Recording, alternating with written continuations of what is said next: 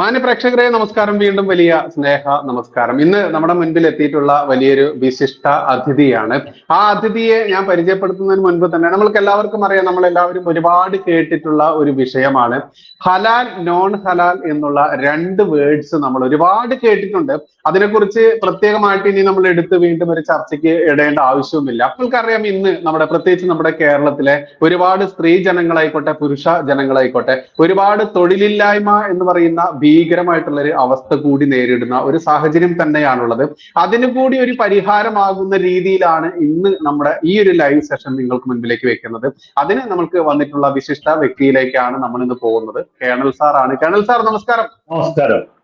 Colonel sir, നമുക്കറിയാം ഇന്ന് non ഹലാൽ ഹലാൽ എന്നുള്ള വിഷയങ്ങളെ കുറിച്ചൊക്കെ നമ്മൾ ഒരുപാട് കേട്ടിട്ടുണ്ട്. ആ വിഷയം അതിലേക്ക് വരുന്നതിന് മുൻപ് തന്നെ അങ്ങ് ആദ്യം ആരാണ് എന്ന് നമ്മുടെ പ്രേക്ഷകരോടൊന്ന് പങ്കുവെക്കാം.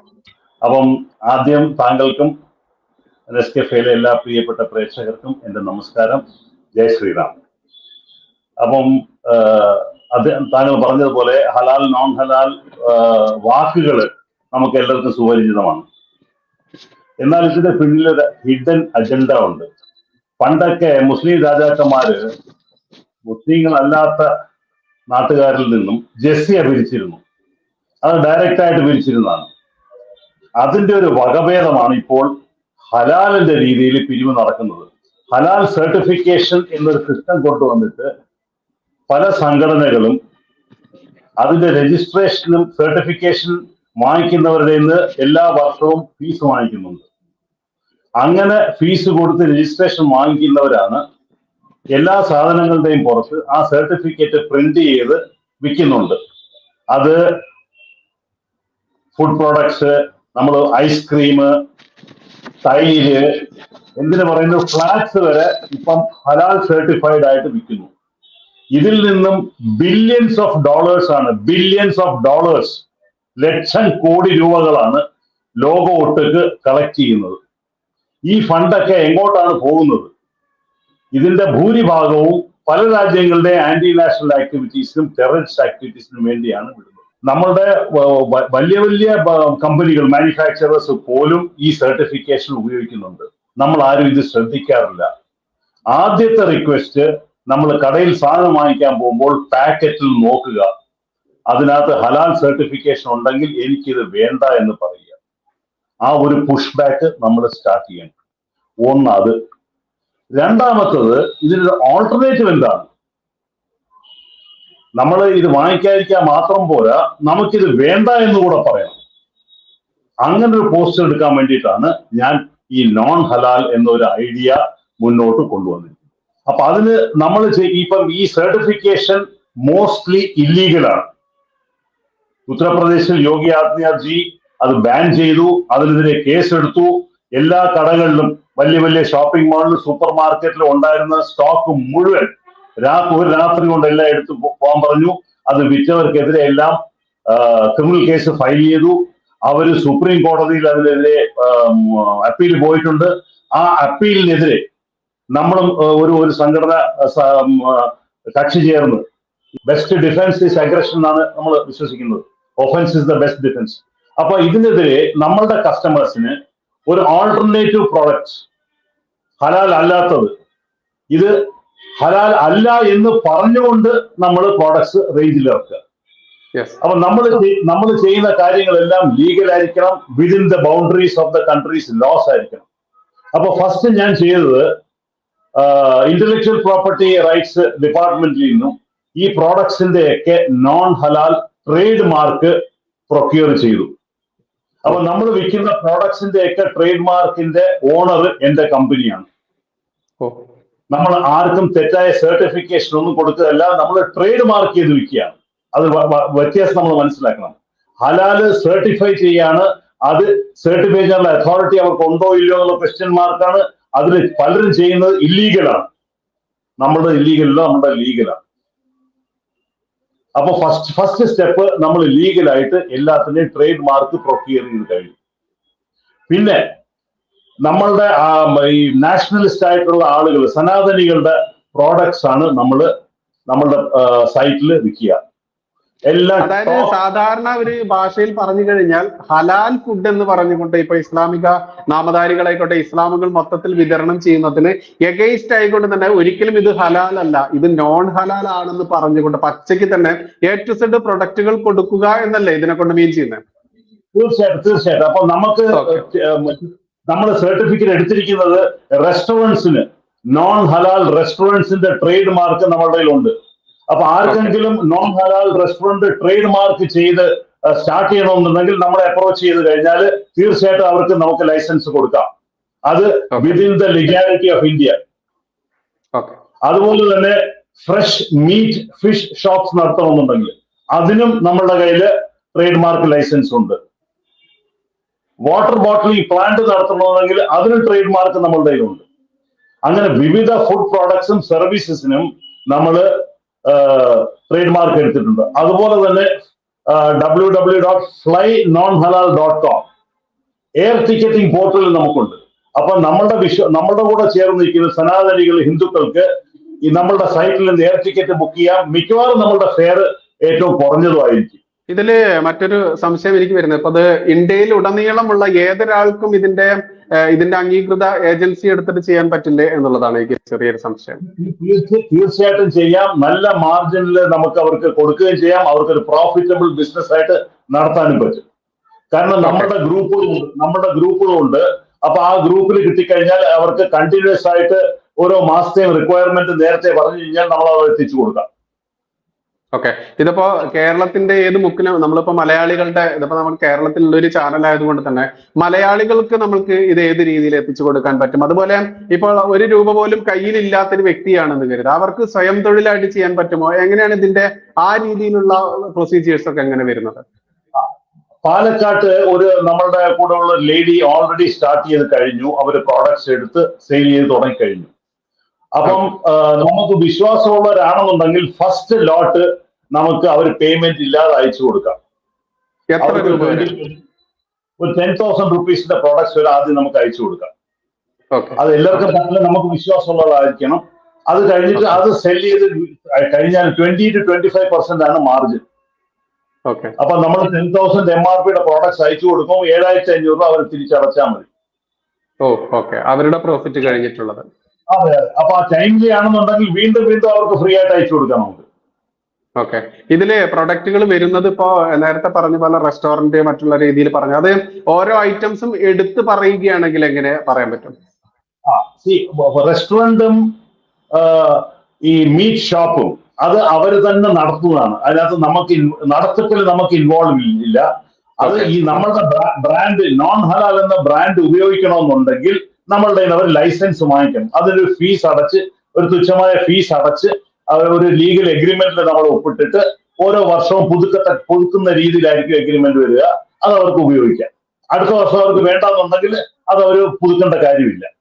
അങ്ങനെ ബാക്കി പ്രോഡക്ട്സ് ഇപ്പൊ നമ്മളുടെ ഉള്ളത് ayurvedic hand made soaps, ayurvedic hand made shampoos and shower ജെൽസ്, എല്ലാം ടോപ്പ് ക്വാളിറ്റി പ്രോഡക്റ്റ്. വാങ്ങിക്കുന്നവർ വീണ്ടും വാങ്ങിക്കുകയാണ്. പിന്നെ പ്യുവർ സർബത്തുകൾ, അത് നാഗ്പൂരിൽ നിന്ന് ഉണ്ടാക്കുകയാണ്. ഒരു ലേഡിയാണ് ഉണ്ടാക്കുന്നത്, നമ്മളുടെ സനാതനിയാണ്. അതിനകത്ത് പ്രിസർവേറ്റീവ്സ് ഒന്നുമില്ല. ഞാൻ കാണിക്കാൻ പറ്റുമെങ്കിൽ ഇത് നമ്മളുടെ ഒരു പ്രോഡക്റ്റ് ആണ്. ആംല ജ്യൂസ്, പിന്നെ അലോവേറ ജ്യൂസ്, പിന്നെ ജിഞ്ചർ സർബത്ത്, ഇങ്ങനെയുള്ള പല പ്രോഡക്ട്സും ഉണ്ട്. അത് നമ്മൾ ഓൺലൈനിൽ പോയാൽ കാണും. പിന്നെ അതുകൂടാതെ നമ്മളുടെ റാഗി പ്രോഡക്ട്സ് ഉണ്ട്. Ragi ready to eat, ragi malt, പിന്നെ റാഗി സ്നാക്സ്, പിന്നെ നമ്മളുടെ വേറെ വളരെ ഇൻട്രസ്റ്റിംഗ് ആയിട്ടുള്ള കാര്യം നമ്മളുടെ അരവണ പായസം ഉണ്ട്. പിന്നെ ഉടൻ തന്നെ നമ്മൾ എഡിബിൾ ഓയിൽസ്, വെളിച്ചെണ്ണ, നല്ലെണ്ണ, ഇതെല്ലാം ആഡ് ചെയ്യാൻ പോകണം. അത് നമ്മളൊരു മാനുഫാക്ചറർ അയച്ചു തന്നിട്ടുണ്ട്. അതിന്റെ സാമ്പിൾസ് അത് ലാബിൽ കൊടുത്ത് ടെസ്റ്റ് ചെയ്ത് അതിന്റെ പ്യൂരിറ്റി ടെസ്റ്റ് ചെയ്തിട്ട് നമ്മളത് ഓൺലൈനിൽ ഇടും. കാരണം പ്യൂർ അല്ലാത്ത ഒരു ഐറ്റവും നമ്മൾ ഇടത്തില്ല. നമ്മളുടെ ഒരു സാധനം വാങ്ങിച്ചു കഴിഞ്ഞാൽ അവർ 100% ഷുവർ ആയിരിക്കും നമ്മളുടെ products will be top quality. ഇത് കൂടാതെ നമ്മൾ ഈ ഗ്രാജുവൽ ആയിട്ട് പ്രോഡക്ട്സിന്റെ റേഞ്ച് നമ്മളെ കസ്റ്റമേഴ്സ് ആവശ്യപ്പെടുന്ന പോലെ ആഡ് ചെയ്തുകൊണ്ടിരിക്കും.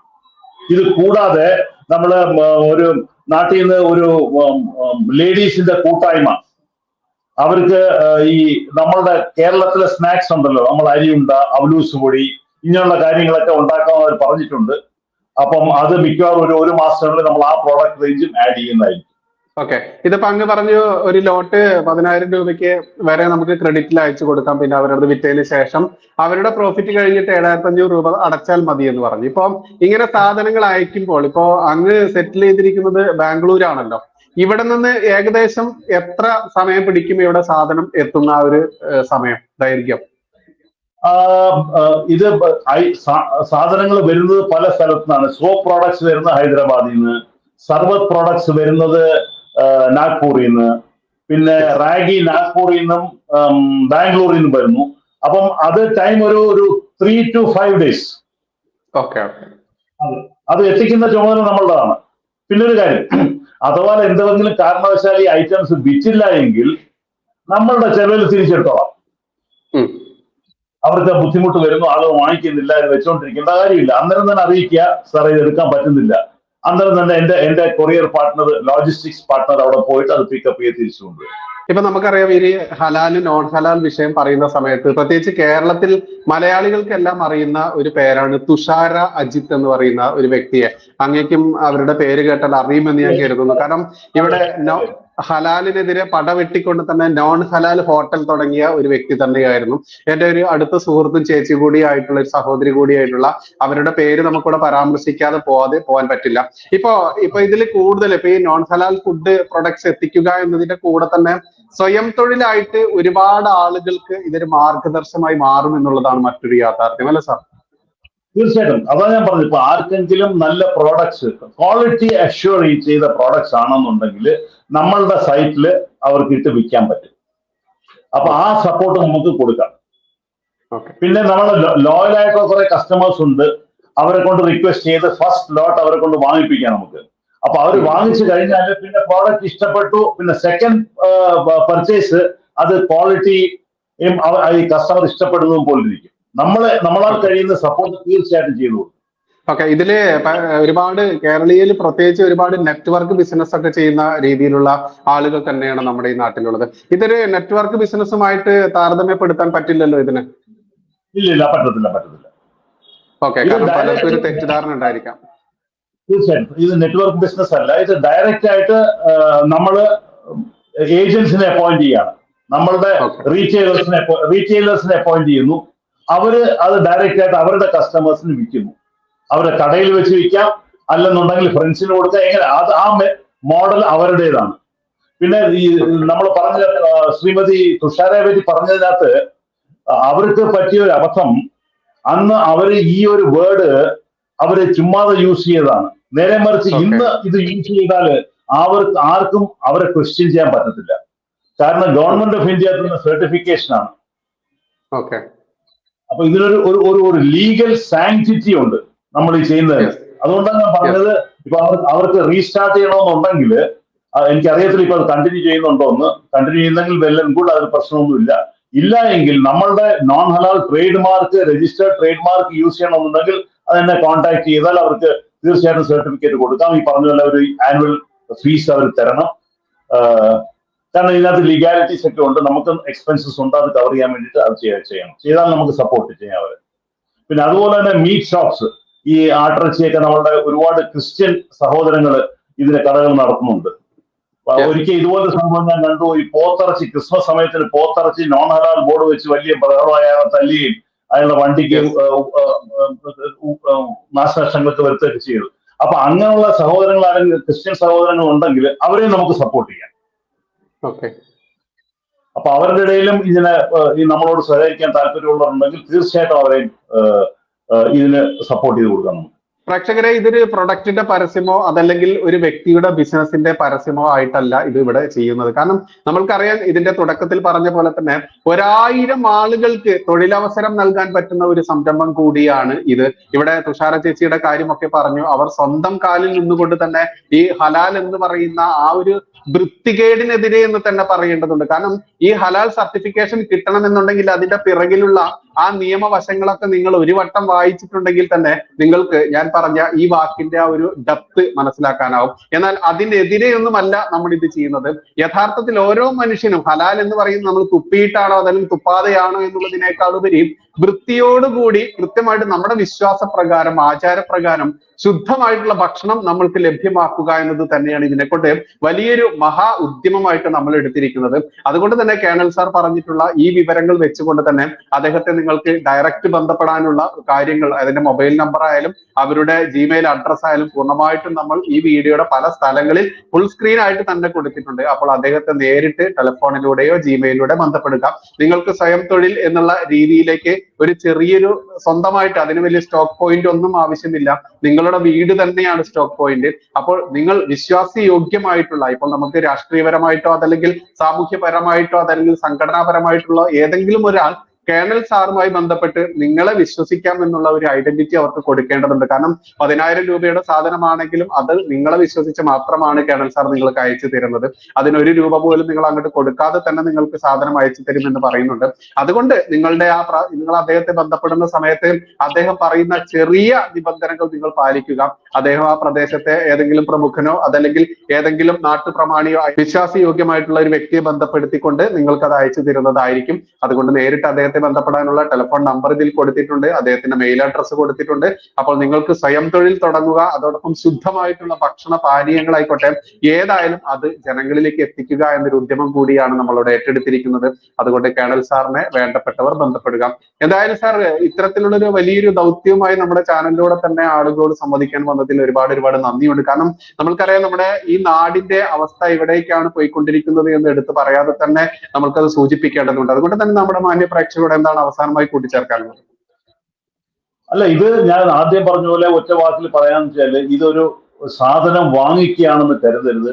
ഇത് നമ്മുടെ നാടിന് വേണ്ടി നമ്മൾ ചെയ്യുന്ന ഒരു ചെറിയ ഡൊണേഷൻ, അമ്പലത്തില് വഴിപാടിടുന്നത് പോലെ ഒരു ഡൊണേഷൻ ആയിട്ട് കണ്ടിട്ട് ഇതിനെ സപ്പോർട്ട് ചെയ്യണം മൂവ്മെന്റിന്. പിന്നെ ഇതിൽ നിന്ന് കിട്ടുന്ന പ്രോഫിറ്റ് അത് ഈ സനാതന ധർമ്മത്തിന് വേണ്ടിയും ഹിന്ദു സംരക്ഷണത്തിന് വേണ്ടിയും ഒക്കെ ഉപയോഗിക്കാനാണ് എൻ്റെ ഉദ്ദേശം.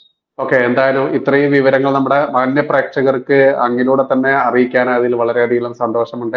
എന്തായാലും നമുക്ക് ഇതിന്റെ ആഫ്റ്റർ എഫക്റ്റ് എന്നുള്ള രീതിയിൽ തന്നെ പ്രേക്ഷകരുടെ ആ പ്രതികരണങ്ങൾ അറിഞ്ഞതിന് ശേഷം തന്നെ മറ്റൊരു ദിവസം കൂടി നമ്മൾക്ക് സന്ധിക്കാം എന്നുള്ള ഒരു വാക്കോട് കൂടി തൽക്കാലം നമുക്ക് ഈ സെഷൻ ഇവിടെ അവസാനിപ്പിക്കാം. എന്തായാലും മാന്യ പ്രേക്ഷകർ ഒരുപാട് നന്ദി. അതുപോലെ തന്നെ കേണൽ സാറിന് ഒരുപാട് നന്ദി. നമസ്കാരം. ജയ് ഹിന്ദ്, ജയ് ശ്രീറാം.